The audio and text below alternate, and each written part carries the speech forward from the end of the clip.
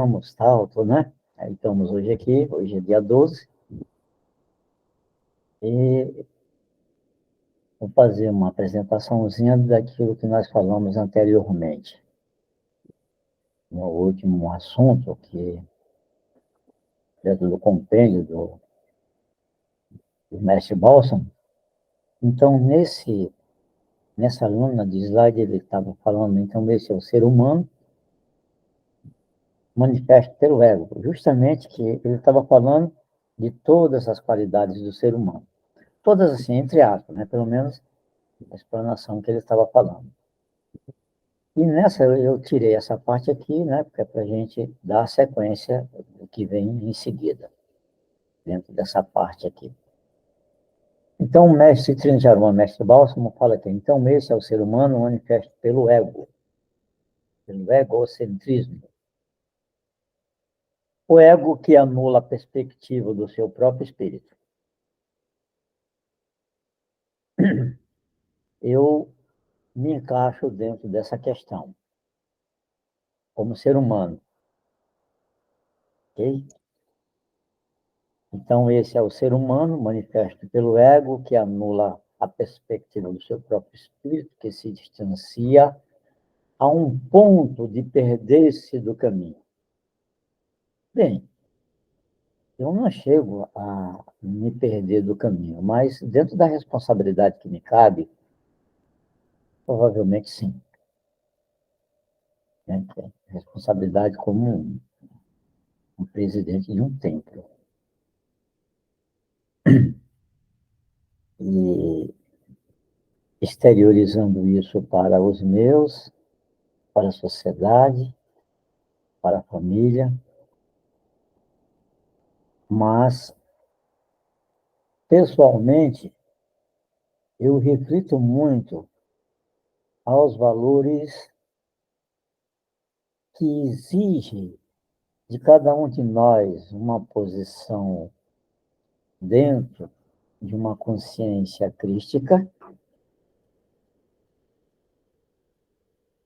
consciência essa que é aqui nesse planeta, paralelamente, ela também tem a sua manifestação, do que é bom, do que é ruim, do que eu posso, do que eu não posso.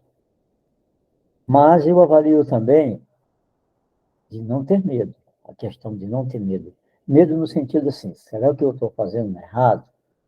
Isso é um sintoma de medo, é um sintoma de preocupação. Mas será que é certo isso? Não é.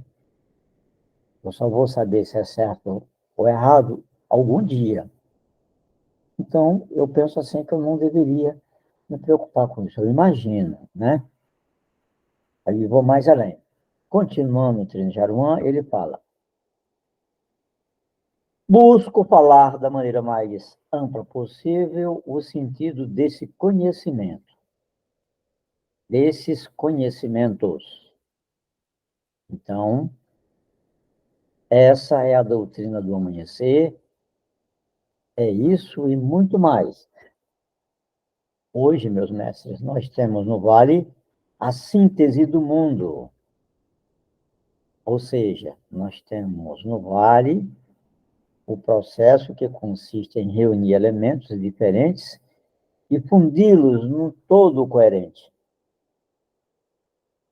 né, nesse cenário do mundo.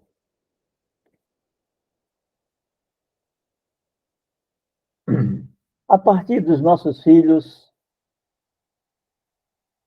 dos nossos netos, já é possível esperar essa mentalidade que foi cantada em verso e prosa pelos profetas e profetisas, que nossa mãe confirmava que será a evolução do terceiro milênio. Eu vou dar uma pontuação aqui. Eu estava falando para minha ninfa como foi grandiosa essa questão da pandemia que nós tivemos. Eu, mas a Genete, nós ficamos mais ou menos um ano dentro de casa. saindo muito pouco. Mas foi mais ou menos um ano, passou muito rápido.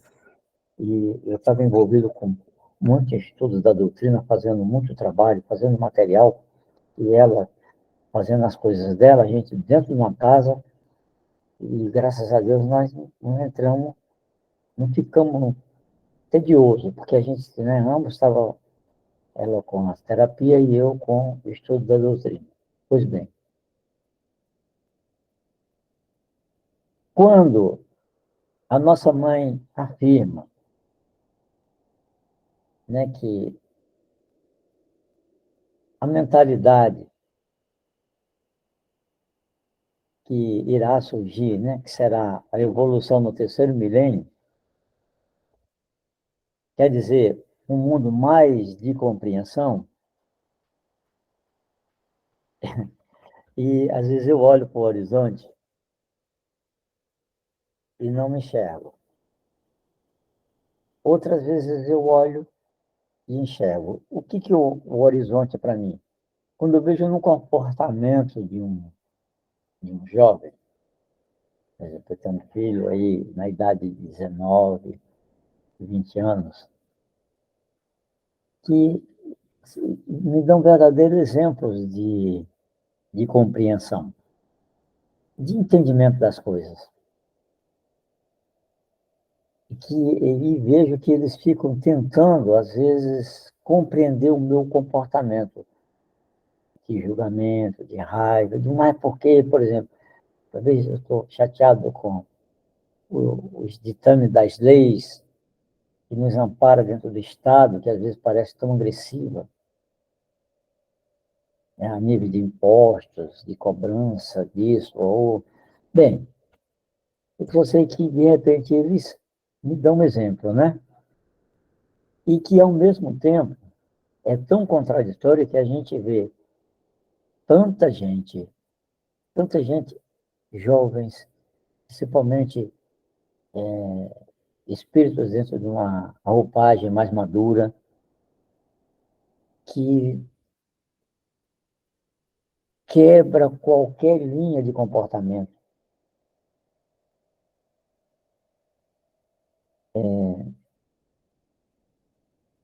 Não dá para mim entender como essas pessoas têm fé, porque para mim não tem fé. Ter fé numa garrafa de vidro e o líquido que contém dentro dela no final de semana, eu passei por isso. Era normal, sim, eu passei, para mim foi normal.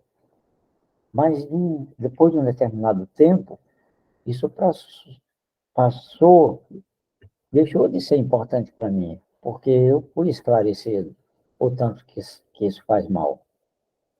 E vejo que a gente, por mais que se fale, faz mal, eles não estão nem aí. É uma geração que não está nem aí. Mas a geração do terceiro menino está levando um pouco dessa culpa. Porque eu estou falando da geração intermediária, de ali de 1975 para 85, né? Que são 10 anos. É uma década, de 75 a 85. E aí adentra, né? 1985, o ano 2000, e vai adentrando e vem esses intermediários, e é assustador o comportamento deles, porque são espíritos hoje que têm a idade de seus 40, 45, 50 anos, né? Mas vamos lá, continuando aqui. A partir dos nossos filhos, dos nossos netos, já é possível esperar essa mentalidade que foi cantada em versos e prosa pelos profetas e profetisa, que nossa mãe afirmava que será a evolução do terceiro milênio, quer dizer, um mundo muito mais de compreensão, de mais entendimento. Se começar esse ciclo de vivência através dos nossos filhos, então, possivelmente, tia Neiva venha a ser conhecida. Era uma das preocupações do mestre Trino de Arumã, mestre Balsam, né? Porque eu falei recentemente aqui para um amigo nosso que veio nos visitar, que a nossa mãe está sendo esquecida, por nós mesmos, da doutrina. Por mais que se fale da pessoa, ou da personalidade, ou da entidade, seja tia Neiva, 408, não, entendeu? Mas ela está sendo deixada de lado e nós está vivendo o reflexo, ou seja, toda a demanda, todo o empenho da obra que ela criou. Porque conhecer Tia Neiva é realmente assim, é ter o carisma e a certeza de que ela está presente em nossas vidas a todo momento.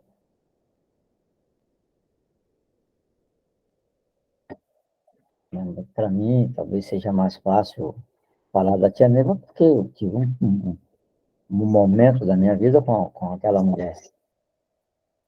Era a mulher, era a Tia Neiva, né?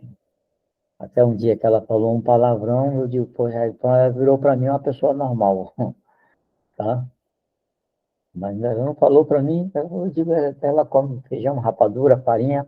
Então, eu passei a ver a tia Neiva como eu vejo qualquer pessoa especial, porque ela era carismática. Uma pessoa que, se você chegasse com um problema, ela dissesse assim, se ela, ô meu filho, ô minha filha, fica aqui, quero falar com você. Se ela colocasse você perto dela, sai de baixo, porque o mundo estava caindo na sua cabeça.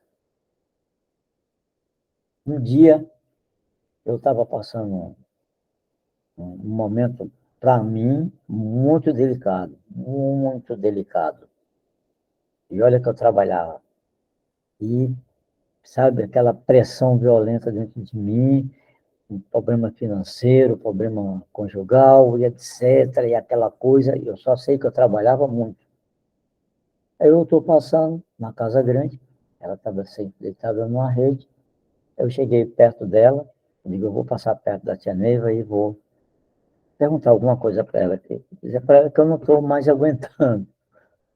Quando eu cheguei uns 3 metros dela, ela só, meu filho, olha, tá porreta, você tá.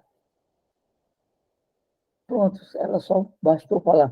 Enquanto o mundo caía na minha cabeça, ela falou que estava tudo legal comigo. Pronto. Foi, só precisa ela falar isso, que estava tudo legal. Se a tia Neiva falou que estava tudo legal e eu estava naquela pressão violenta, então tá, beleza, velho. Eu fui fazer o tempo para trabalhar e a minha vida voltou ao normal. Então, o efeito das roupagens em nossa vida é como se fosse uma bomba atômica. Você entra numa roupagem e ela fica aqueles reflexos, né? De 5 a 10 dias, uma semana mais ou menos, de uma roupa. Por isso que são 90 e 90 dias, na realidade, uma roupagem. Porque você entra, sai, entra numa, sai dela e fica recebendo o reflexo daquela roupagem que você está saindo durante esse período. Uns mais, outros menos, outros saem automaticamente, então varia muito, né? Então, tinha a Neiva, no caso aqui, voltando aqui, o Trino de Arumã, tinha essa preocupação, né, de que essa Neiva fosse reconhecida. Aí ele continua, eu calculo dentro de 500 anos, né, para que ela fosse reconhecida a obra dela. Talvez nos próximos 500 anos ela comece a ser descoberta pela humanidade, mas não será breve.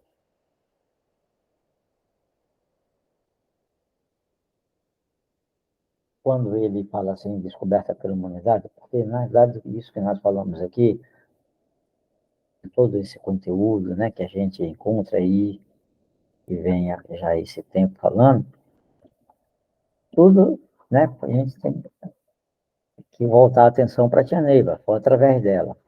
Então, o bálsamo, ele não só fala na questão da Tia Neiva em si, mas já vocês vão entender aqui o que é que ele quis dizer com isso. provavelmente nos próximos 500 anos, quando começaram a entender, pô, porque quem falou isso? Foi tia Neiva, do Vale do Amanhecer. Ué, mas ela falava isso, que ele levou aquilo, que ele vai e vem a descoberta, vem a ciência com a sua comprovação. Cara, essa mulher já falava isso naquela época, tal, e que era uma teoria, né? E ela já se falava disso. Então, vamos lá. Observemos que um dos principais discípulos de Pitya foi Sócrates. Observemos que um dos principais discípulos de Pitya foi Sócrates. A filosofia socrática, platônica, levou 2000 anos para ser descoberta.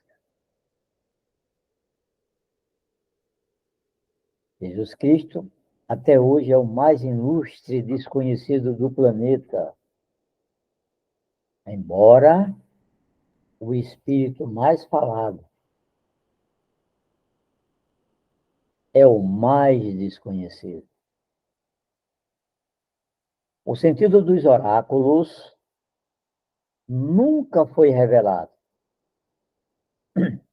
E esse sentido dos oráculos, nem mesmo dentro da nossa doutrina, ele é exposto, né, nos vários níveis de desenvolvimento, quando a gente fala lá do oráculo de Ariano, né, oráculo de Cimiromba, Reis do Céu, como nós recebemos a nossa preparação, como ele nos, né, qual a finalidade dele, o objetivo desses oráculos, mas só realmente os interessados, as pessoas que já têm a sua iluminação interior, busca, né, saber, consegue acessar essas informações, entendeu? Os segredos dos oráculos.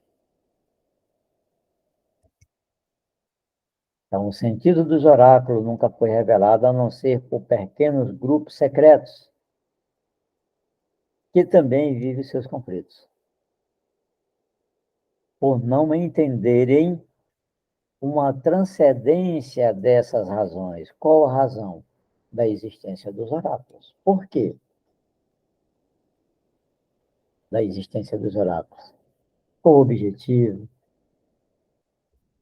dessa existência, né?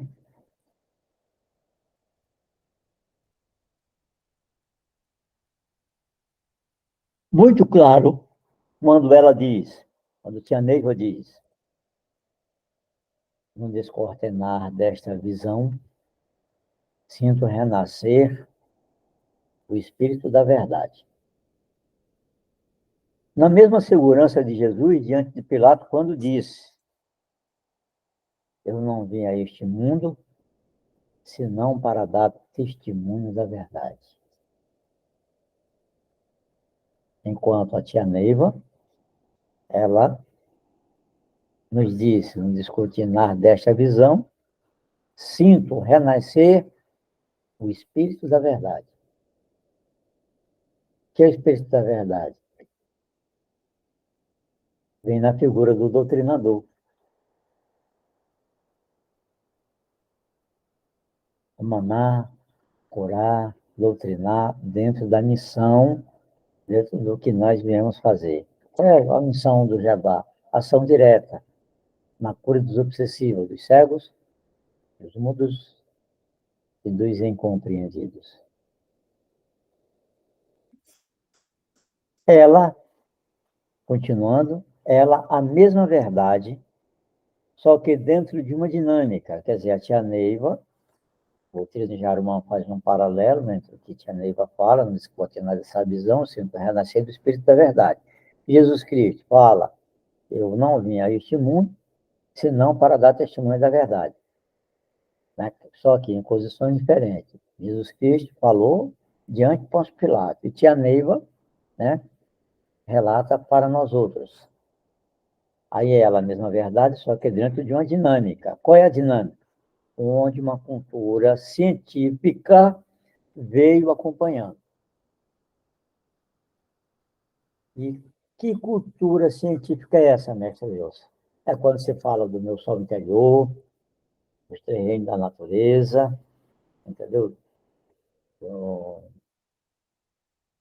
e aí, tudo isso que envolve, né, quando você vai falar da doutrina, você vê que que o sistema crítico trouxe através, né, do oráculo, de Simiromba, e através de Tianeira, é muito mais científico do que religioso. Então, essa verdade, só que dentro de uma dinâmica, que é onde uma cultura científica veio acompanhando, já que o propósito básico dessa tribo é de atender a cura desobsessiva. E quando se fala de cura desobsessiva, é do cego, dos mudos, dos incompreendidos, mestre Wilson, como é que acontece essa cura? Como é que ela é realizada? Essa cura é realizada através de fusão de energia. É preciso que eu libere o meu ectoplasma, é preciso que o meu mentor esteja do outro lado para fazer essa fusão, porque eu só libero, mas não faço. Eu não tenho a ciência de fazer a fusão. É o preto velho do aparelho, a preta velha, a princesa e a energia do necessitado. Então, são as energias. Aí entra aí os outros fatores, a energia do Sol, da Lua, a própria energia dos mentores, que somatiza, soma-se dentro dessa desobsessiva, essa fusão de energia. E a fusão chamada a desobsessiva, que é justamente o que traz os esclarecimentos para os cegos, os surdos e os incompreendidos. Dizer, então vamos lá, atender, né, já que o propósito básico dessa tribo é de atender na cura desobsessiva, quer dizer, é a ação direta do sacerdócio. É um sacerdócio em ação direta para a cura desobsessiva. Ok? Que não adianta simplesmente a gente botar roupa, chegar lá no tribunal, não adianta. Inclusive, nós temos uma dinâmica diferente de sintonização. Nós somos atípicos, quando outros precisam entrar dentro de uma ritualística de concentração, etc. Tal. Nós bota a roupa quando chega no tempo, estiver precisando. Vamos fazer uma mesa, está precisando, vai lá fazer a preparação, já vai para a fila da mesa, já cai lá na mesa e já vai fazer o trabalho. Isso é completamente diferente de qualquer outro segmento. E entra, vão se concentrar. Não, o Jaguar não, ele tem essa liberdade. É própria do mestre Jaguar. Precisar, está chegando no tempo ali agora, ou está precisando na linha de passe, então, ela vai lá, faz a preparação, ela já vai fazer a preparação, sentou, fechou os olhos, bum, chegou. E a mentalização? Chegou e ela vai receber o caboclo, a cabocla preta velha, e vai dar o passe numa boa, e vai sair dali feliz da vida. Isso é o que faz nós sermos diferentes. Nós somos os bambambam bam, bam dessa condição no espaço. Continuando. Não é um sacerdócio de aspecto filosófico ou de cultura escrita, como, por exemplo, o Chico Xavier é um grandioso iniciado, um grandioso médio, mas numa linha totalmente diversificada dessa nossa linha. É de uma cultura exposta. A cultura, a linha em que o Chico Xavier trabalhava, ela é de uma linha de uma cultura exposta, onde essa linha é a letra, ok? Então, o que é a letra? Ele, como um grandioso iniciado, como grande médium, a linha do Chico Xavier é diversificada da nossa linha, porque é uma cultura exposta. E a linha era pela letra, ele tinha que psicografar, escrever essa letra na psicografia. Então, a linha dele era a letra. A letra é instrumento do verbo para o despertamento da consciência. E olha, você vê que ele ficou, e os livros de Chico Xavier até hoje são vendidos em larga escala. Por quê? Porque a letra, a linha que ele trabalhava era uma cultura exposta, onde a linha dessa cultura exposta era a letra, onde ele psicografava o instrumento do verbo para o despertamento da consciência. O nosso sistema não é um sistema da filosofia,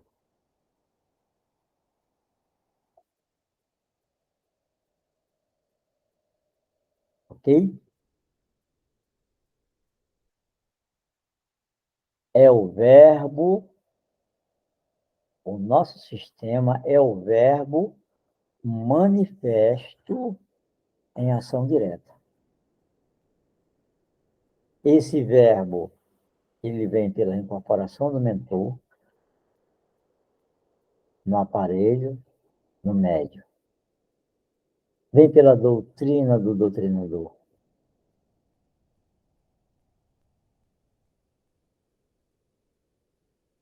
E essa manifestação, no mundo espiritual, chama-se manifesto, verbo manifesto em ação direta.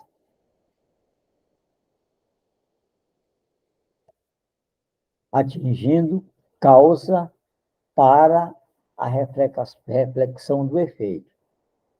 Então, esse verbo manifesto em ação direta, ele tem o objetivo de atingir as causas. As causas, o que eu crio anterior, né? Meu karma, meus conflitos. Então, essa ação direta manifestada, esse verbo manifestado pelos mentores, pela doutrina do doutrinador, pelas instruções doutrinárias, pelas cartas da Tia Neiva, pelos áudios, o objetivo dele é atingir a causa, no nosso caso, tá? Na doutrina do Vale do Amanhecer, para que traga para nós uma reflexão do efeito. O sistema crítico é uma estrutura científica de recepção, manipulação e emissão de energia de maneira direta. Repetindo, o sistema crístico é uma estrutura científica de recepção,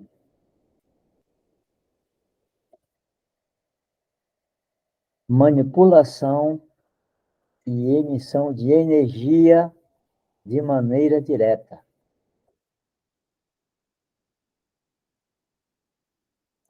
E como ocorre essa situação de recepção, manipulação e emissão de energia de maneira direta? Direta no plexo. Direta consciente. Direta para efeito imediato. Cobrador e cobrado. Então, eu quero fazer uma pontuação. Se o sistema crístico é uma estrutura científica de recepção, manipulação e emissão de energia de maneira direta, direta no plexo, direta na consciência, direta para efeito imediato, cobrador e cobrado, então significa que eu, como cobrador, hoje sendo cobrado,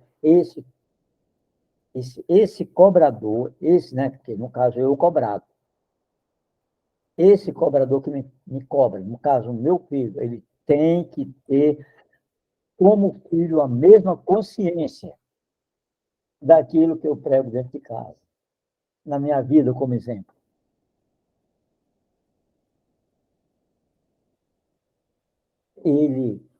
a única coisa que essa estrutura crística, científica de recepção, manipulação e emissão de energia, no meu entendimento, de maneira direta no meu plexo, na minha consciência, para um efeito imediato na minha vida, entendeu? Como cobrado para os meus cobradores, é entender também esse processo, que o meu cobrador também está no mesmo jeito. Esse cobrador, ele tem limite dentro da cobrança dele. Porque se ele não tiver um limite dentro da cobrança dele, sei lá, mas não, porque na maioria das vezes ele não tem, porque ele está dentro do livre-arbítrio dele. Então, ele, dentro do livre-arbítrio dele, na maioria das vezes, se nós não tivermos cuidado como cobrado, ele passa a exercer abuso. É isso que eu não aceito. Eu não me permito, hoje, na condição de mestre, de veterano dessa doutrina, ter esse conhecimento e permitir eu me doar dentro da condição de causa e efeito, né, de reajuste, e, de repente, esse cobrador passa hoje no terceiro milênio, aonde dentro, ou na minha convivência como pai, sabendo que vive uma doutrina,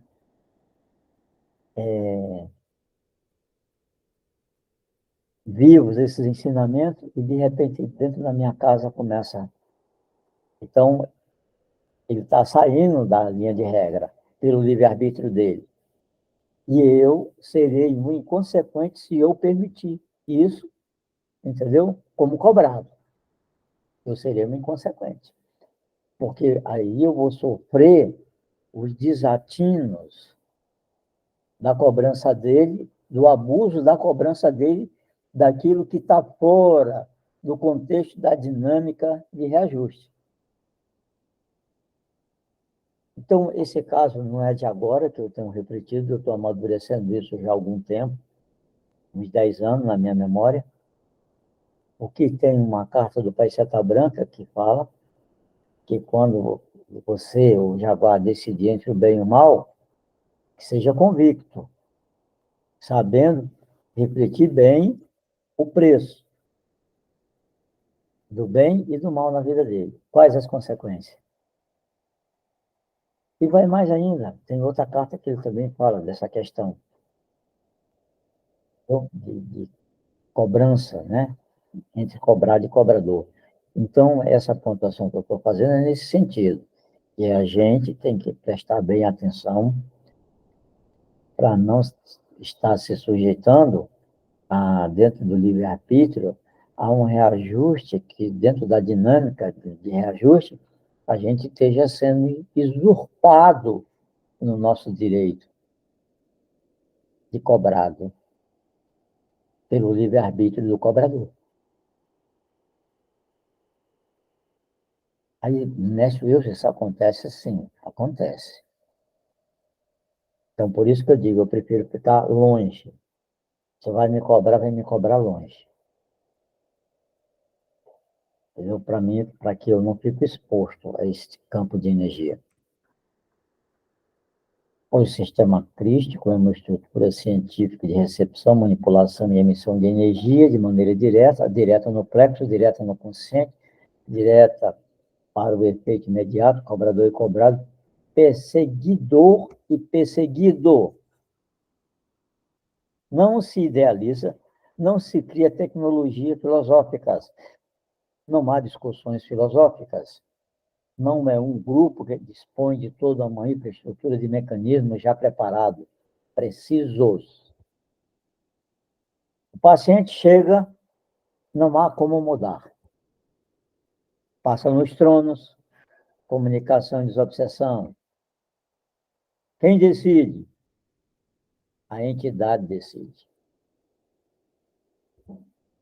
Claro, é impossível elementos físicos conscientes decidirem só pela clarividência.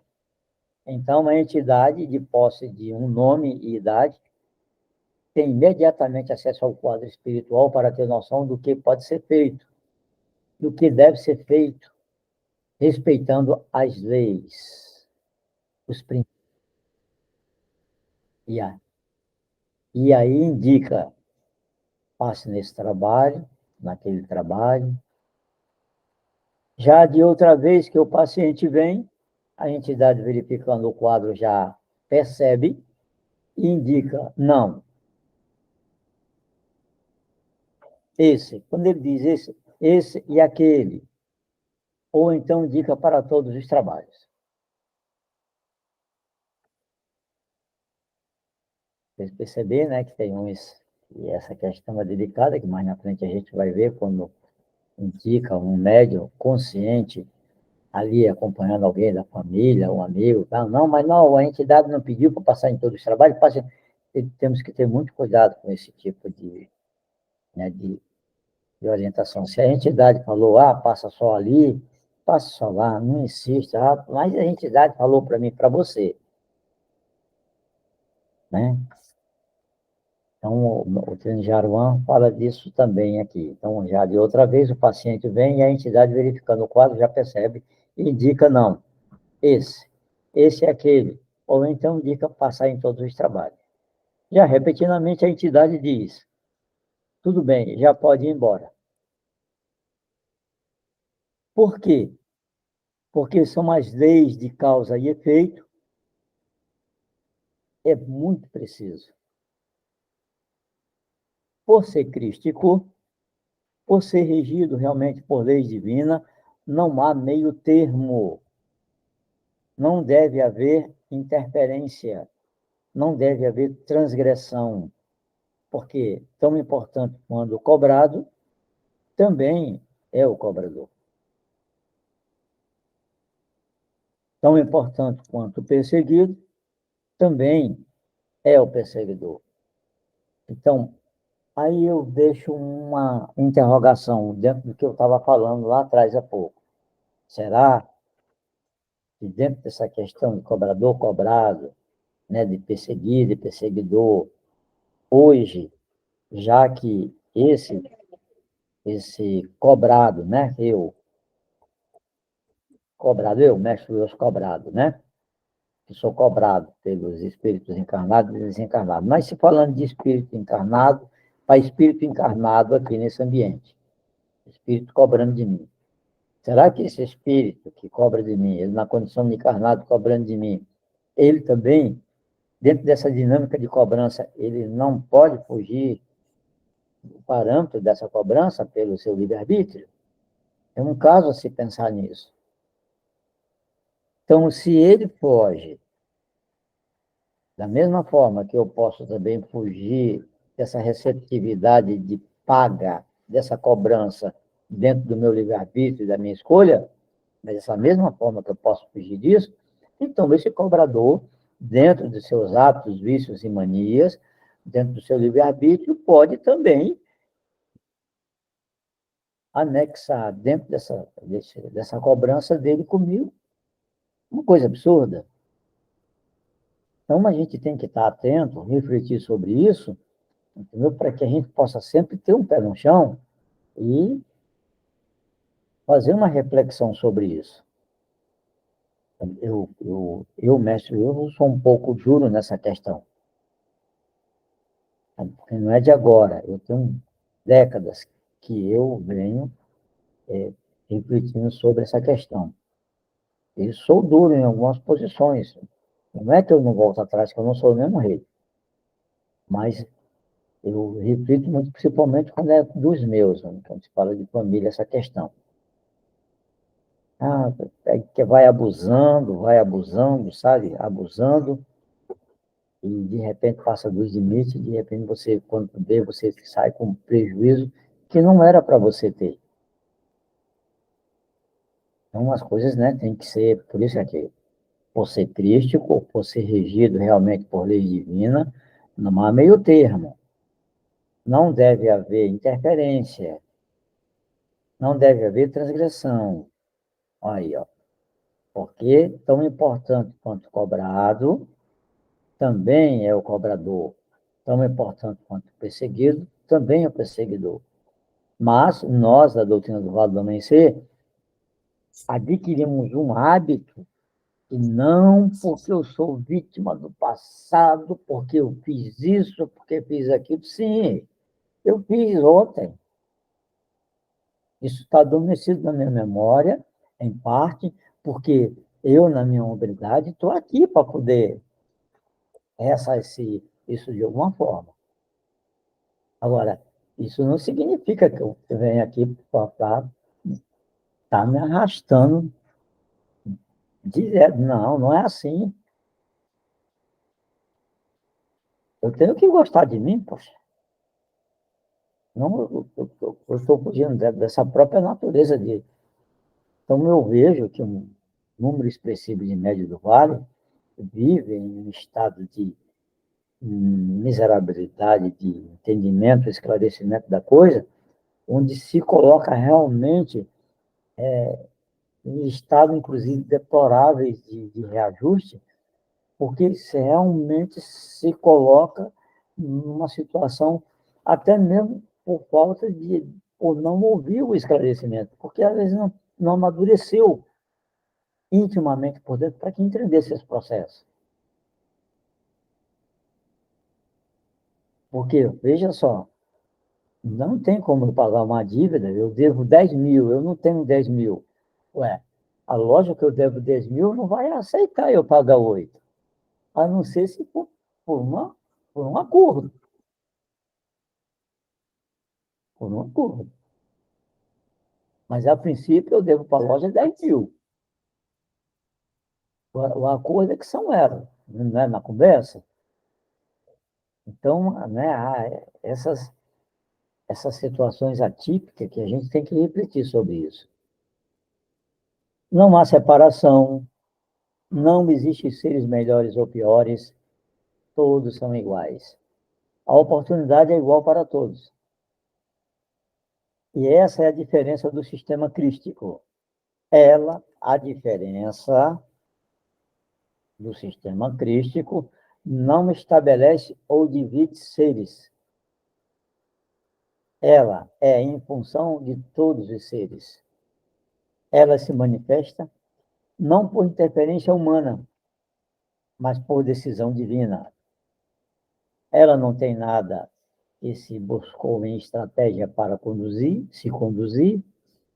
Ela é original em sua essência, ela é intrínseca no eterno, ela é a verdade, ela é a realidade.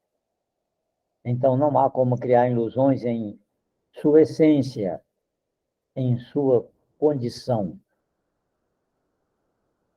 E nós, graças a Deus, somos um grupo que dispomos de todo esse sistema, né, que é o conjunto de elementos, que, no caso, esse sistema que são os oráculos. Nós somos um grupo que dispomos de todo o sistema, esse conjunto interligado, né, de um todo organizado. Até hoje, o conceito de mediunidade lá fora é extremamente restrito e condicionado pelo nível de que foi alcançado pela percepção psíquica. Até hoje, como médium, dentro do conceito tradicional do espiritismo tradicional, seja ele de umbanda, kardecista ou outros, limita-se como médium quem apresenta características excepcionais, paralelo ao próprio conceito da parapsicologia, que limita como médium quem apresenta características paranormais, ou seja, características que ultrapassam os limites da normalidade. Foi necessário que alguém juramentado que entregou os olhos de Jesus viesse e alertasse que médium é todo ser humano, porque é impossível estar encarnado na Terra sem ser médium. Por quê? Porque esta energia é responsável por toda a estrutura orgânica do ser humano encarnado. Muito além da própria responsabilidade da distribuição deste organismo físico, está contido na energia mediúnica, a única possibilidade de contato com o mundo espiritual, com o karma, e com o transcendente construtivo, com o transcendente que divide, passado, presente e futuro, com o transcendente que se traduz por enfermidade, com o transcendente que se traduz em qualquer tipo de sentimento, com a possibilidade de contato com os mentores e guias. A única possibilidade de contato com o fator espiritual ou transcendental é pela mediunidade. É esse plasma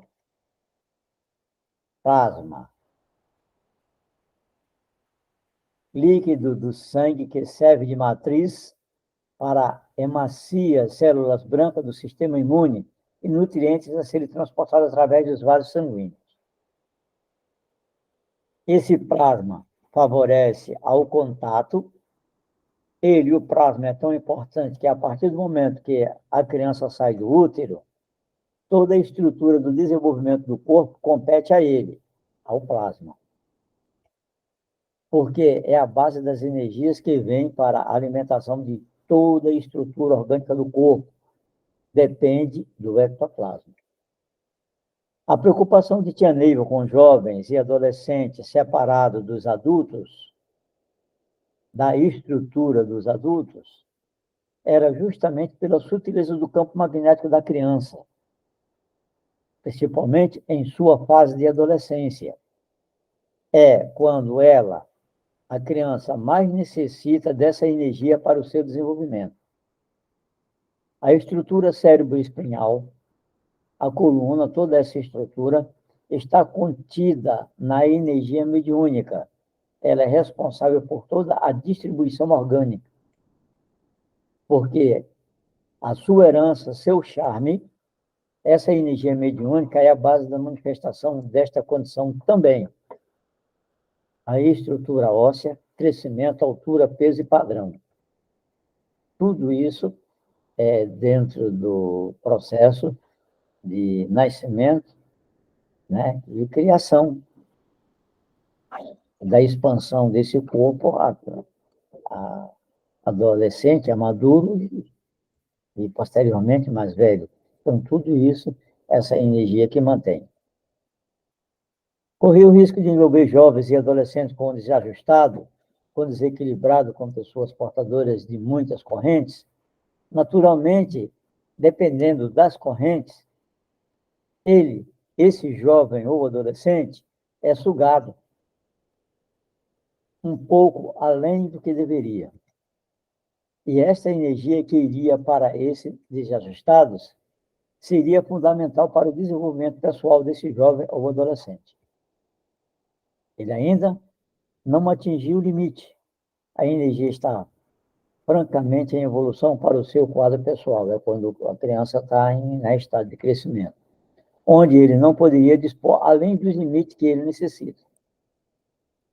Salvo quando casos excepcionais, em que o jovem adolescente, por circunstâncias kármicas, sob avaliação de responsável, ele seria encaminhado dentro do quadro compatível, no caso do desenvolvimento. A mediunidade ainda está muito restrita, a ideia de mediunidade muito restrita. Vejamos que tia Neiva, numa das cartas, eu diria que, em termos de expressão, que em uma carta de março de 1979, quando ela falou o que é o Apará, ela chega a um ponto que ele vai destrinchando sobre o Apará, e ela fala: isto é até onde vai a minha pobre analogia. Com todo o potencial de recursos da mediunidade que ela dispunha, ela se viu repetidamente dentro de um limite, onde ela estabelece, na sua própria percepção, percebeu que era pobre para ir além. Vejamos, então, o doutrinador como novidade, porque é a mais evidente novidade deste planeta, é o doutrinador. O Apará se torna a segunda mais evidente novidade, porque contido em nossos aparás atuais está aquele antigo médio de incorporação, que hoje não existe mais. Falar que nossos aparatos são médios de incorporação é um crime. E nós vamos falar sobre isso. Já é preciso começar a deixar isso claro, porque o Apará, tanto quanto o doutrinador, nasceu também do seio de nossa mãe clarividente. Mas nós vamos precisar explicar isso no decorrer dos nossos encontros, para que o instrutor ajude a amenizar grande parte dos conflitos do Apará, principalmente onde está contida a sua maior vantagem, que, por sua vez, é o seu maior conflito, que é a sua consciência. Mestres e Ninfa, para justificarmos realmente a diferença fundamental entre a filosofia cristã e o sistema crístico, é preciso realmente entender, primeiro, o que é personalidade transitória e o que é individualidade transcendental. Porque cada um de nós está sendo agora, quer dizer que cada um de nós viemos, encarnamos, cada um com seu nome. Então, sou eu agora. Esse eu, com o nome que tem no agora, é transitório, transformista, temporário, um espírito que luta para tentar encontrar condições de superar o karma, de aprimorar a personalidade, superar as fraquezas do caráter, melhorar a minha relação com sua realidade. Quando a gente fala evolução, a gente pensa em uma coisa irreal, sendo que a evolução é justamente o caminho para a realidade do próprio espírito. Não é uma coisa fantástica ou coisa de santo. Observe que ainda a associação de ser alguém equilibrado, harmonizado, ter amor. É a ideia de alguém excepcional. Sendo que, na grande realidade, é alguém natural, alguém que ama, proporcional à humanidade, à tolerância, ao amor. É proporcional à normalidade, à naturalidade, ao que precisa ser. Vejamos que o conceito de evolução ainda é o de anormalidade. É muito mais tanto quanto alguém desequilibrado e que odeia é considerado desajustado. É passível também de ser encarado como desajustado quem ama, quem tem tolerância, quem tem humildade. Pelos próprios padrões naturais da vida que vivemos no planeta atual, são dois extremos, tanto o ódio quanto o amor, sendo que nós vivemos do quê? Nós vivemos no meio termo, concorda? Nós somos maus? Não. Nós somos bons? Não. Nós estamos precisando definir isso também. Uma das primeiras lições do mestre Mahan foi muito clara. Pia, se fizeres o mal, se destruirás. Se fizeres o bem, crescerás como uma rama selvagem. Não há meio termo. Custe o que custar, é preciso fazer o bem e evitar o mal. Cartas minhas, palestras com o Mahan, maio de 1960. Uma das primeiras lições do mestre Mahan, taxativamente clara, porque na condição de um iniciado, o alerta para que não deixe de continuar insistindo nos termos destes valores. Individualidade transcendental está contida neste espírito que hoje se, utilizando deste veículo que é o corpo para essa encarnação natural. E tantas quantas vezes que tenha que voltar, será sempre o mesmo esse espírito. E nele estará sempre contida a faculdade de raciocinar, de acender as ideias, porque ele é eterno. E sempre será em razão do burilamento desta alma. E por que desta alma? Porque nesta alma está contido o fator psíquico, o psiquismo, os sentimentos, mas esta alma é intrínseca ao seu espírito. Ela também não morre. É o sentido do que sente, sede do pensamento e do sentimento. O conceito egocentrismo, nós vamos falar nele talvez no terceiro encontro. Eu, no momento, estou além dele para depois voltar nele. Porque o ego, como comumente se utiliza dentro de uma psicanálise, dessa ciência de tratados naturais, a psicanálise, está contida fundamentalmente no fator psíquico, enquanto nós falamos no centro do querer do indivíduo, de suas angústias, de suas frustrações, de suas inseguranças. Então, falamos no quê? Temos que associar com o egocentrismo um mundo de problemas ou com um grupo de busca. O egocentrismo está sempre associado mais ao aspecto transitório. Nunca há uma relação, quando se fala em ego, dos valores eternos, dos valores da transcendência, do valor Jesus Cristo. Fica claramente demonstrado o quanto é profundo e o quanto a gente não sabe. Porque, vejam bem, de tudo que falamos, nós desconfiamos, nós não afirmamos com certeza, embora tenhamos a certeza. A realidade do sistema crístico se opera na essência do ser, salve Deus,